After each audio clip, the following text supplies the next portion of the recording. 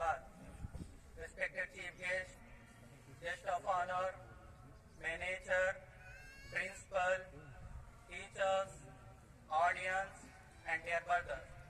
As we all know, we have gathered here on the very special occasion of our nation called as Republic Day of India.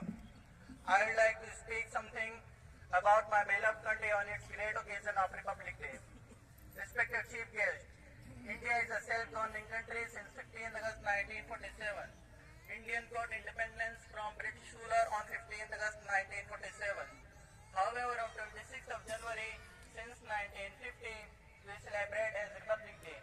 The Constitution of India came into force on 26th of January since 1950. So we celebrate this day as the Republic Day every year. This year 2026, we are celebrating 77th Republic Day. Dear audience, Republic means the supreme power of the people living in the country, and only public has right to elect their representatives as the political leader to lead the country in the right direction.